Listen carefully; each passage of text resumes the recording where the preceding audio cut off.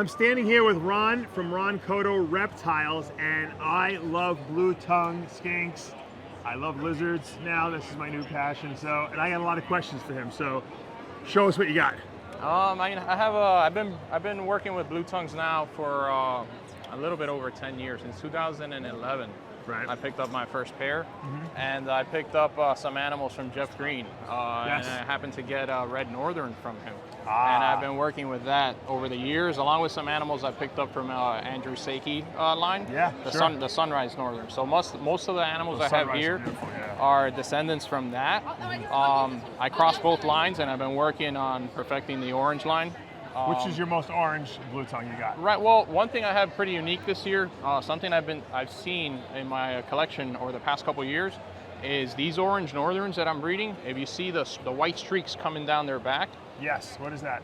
It's just the sunrise line tends to have a lot of high white on it here. Yeah, I'll open it up for you. But as you can see, they're like white streaks streaking down the back, and as the animals get older, they mainly turn mostly white with those white streaks, and it looks beautiful. Okay, let me see. You pull that out, and you can take a look at that one as well. Look at that. Look at the white line. So that's something unique to these. And that's something that I've seen the past couple of years showing up on in my collection. How old are these guys? They were born a few months back. They're in March. They are cuties. Look at these little guys. Wow. And then this one's also from the same litter. What a bunch of beautiful. See that one as well? These are beautiful. They got a lot of orange. I would swear these things are like a T positive albino. Or something I don't like know if there's something going on or not, but it's something that I'm really keeping an eye on. Yeah, these are awesome. They're in between sheds as well, so they're actually more beautiful. Let me ask you a question. What do you feed your blue tongues? What's your feeding regimen? Because you know what, I don't know if I perfected it or not, or if maybe they just. It seems like mine don't eat that much. I feed them a varied diet.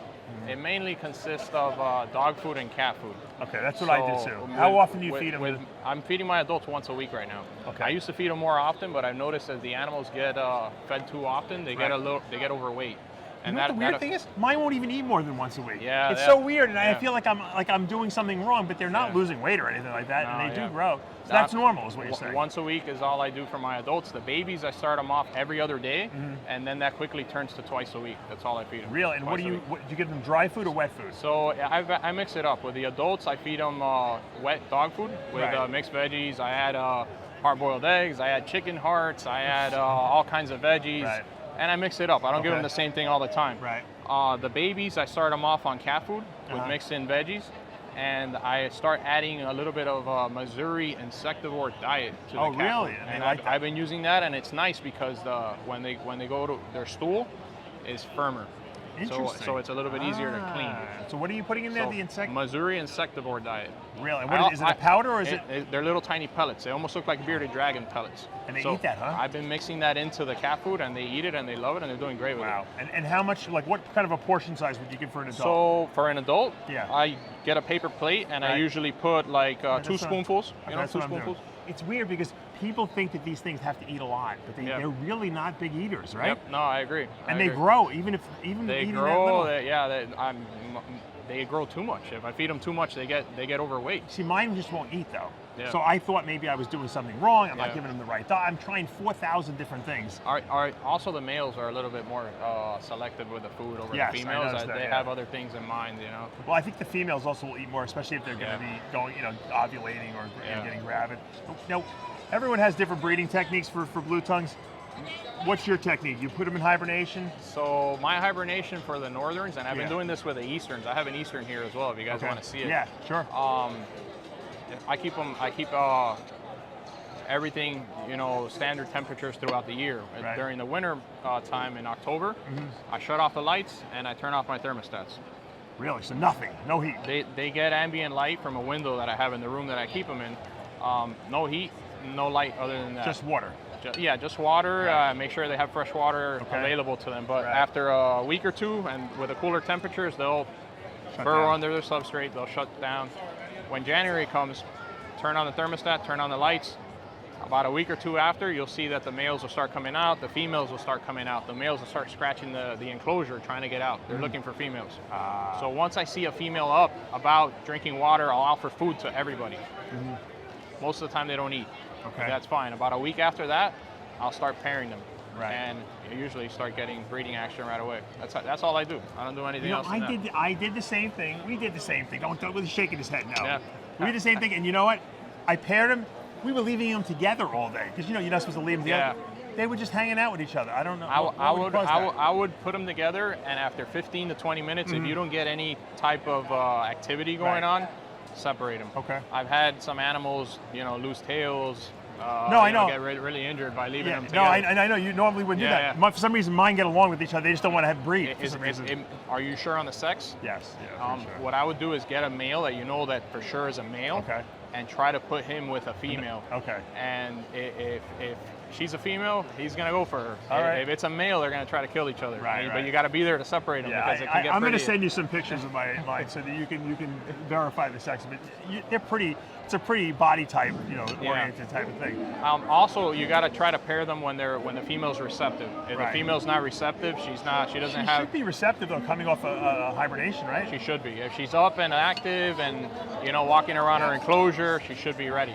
Another tip that I do that was taught to me by Ray Gerge. Okay, Ray. Ray's the man. I always give Ray credit. Yes. Ray helped me a lot when I started off, and he knows his stuff. I keep him on cypress mulch. So get a piece of cypress mulch, one of the sticks, on a female on the base of the tail. You scratch her right here. With cypress mulch? With cypress mulch. Do this. What does that do? If she's receptive, she'll do this to her tail. Really? And she'll start lifting it up. That means she's ready. Wow. All right, that's a good trick. Guys, this is a stellar chip. There you go. All right, I appreciate that. That's good. So that's a good sign that she's ready. Right. Yeah. And you don't have any adults here, right? No, I didn't bring any adults. This is my first show. I don't usually do shows, and this is kind of last minute. Great stuff, man. Thank you. Show us those. What do you have? Like a fire skink down there, I think. That's a pink tongue. I had more pink tongues, but they all sold out. Yeah, show us the pink tongue. Yep, sure. The pink tongues. Now, this is a separate species for some people who don't know. Correct. The albino blue tongues have pink tongues, but this is a different species of And lizard. pink tongue skinks are actually born with blue tongues. Oh, they are? I didn't even know that. And as they become adults, their tongues will become pink. Wow. And they flicker their tongues, actually. It's not like a blue tongue that just sticks it out and puts it in. They flicker it. And how big will these things get? They get a lot smaller than northerns or easterns. Right. I would say around 15 to 17 inches, but slender bodied, longer tails. They're more arboreal than blue tongues, which are more terrestrial. Yeah. Interesting. So you would put them in a taller and taller enclosure. You can decorate it with plants, higher humidity, and a little bit less temperature than what you would keep like a standard northern. So what would you put So you can put UV strip.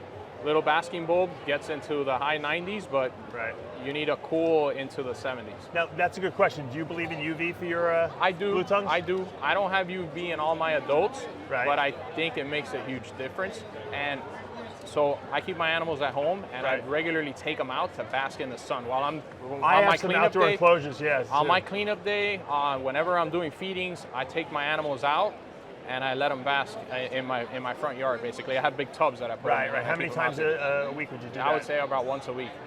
Okay, that's a good idea. Guys, if you want to do that, that's a great, if you live in like a warm climate like Florida, I have an outdoor like bunny rabbit hatches, hutches, excuse me. Kind of like what Joe Ball does? Yes, and I kind of just put them out there like during the day while he's cleaning at the facility, and then we'll put them in at night just because I don't trust the predators. But you think that's enough? I think that's enough, yeah. I mean, I know Ray's been keeping them without UV for 20, 30 years. He told me he doesn't even believe in UV. I mean, regardless whether you give UV or not, because that's a big topic right now, I still supplement with calcium D3, and I also give multivitamins with the meal and all feedings. So, thanks so much. Yeah, you're welcome. How do people get in touch with you if they want to buy some products? Really through Instagram. It's at Blue Tongue Lizards.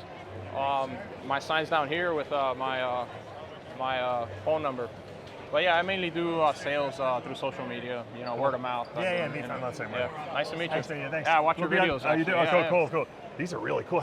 They don't get as big as the blue tongues? No, they stay a lot smaller. And their litters are a lot bigger too. The babies are tiny. When the babies are born, they're tiny. And they have babies up in the high 20s. Really? All right, now, I know you're a blue tongue skink guy, but I saw this Yellowtail Cribo, and people have probably heard that term. Yellowtail Cribo, dry mark on. Explain, number one, where you got them from. So, and number 2, what these snakes are all about. So, Drymarchon Coreus is the scientific name of the Yellowtail Cribo, and they're actually the longest Drymarchon species out of all the species that are out there. And I picked up actually two wild-caught adults, which were imported into the U.S. And I had them for a couple of years now. I had to treat them for parasites. They're stellar. You're going to send me pictures of these things to put up. I'll send you pictures so you can post them. They're beautiful animals. And I actually got them to breed for me, and I got 16 beautiful babies, and I brought some to the show, and this is one of them here. These are very desirable. Is this the longest colubrid?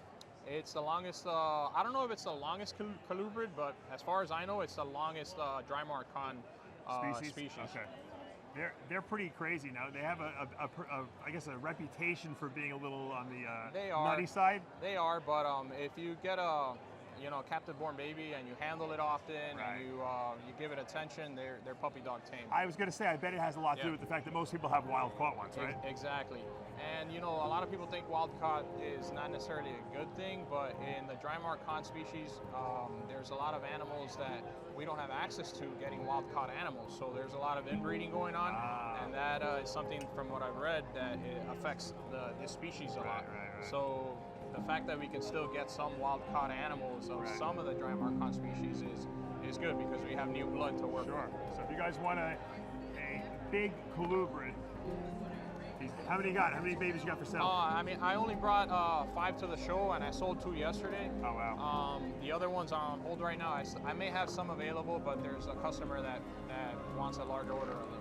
So it's always nice when people want the stuff you got, right? Thanks so much. Yeah, of course. Thank you.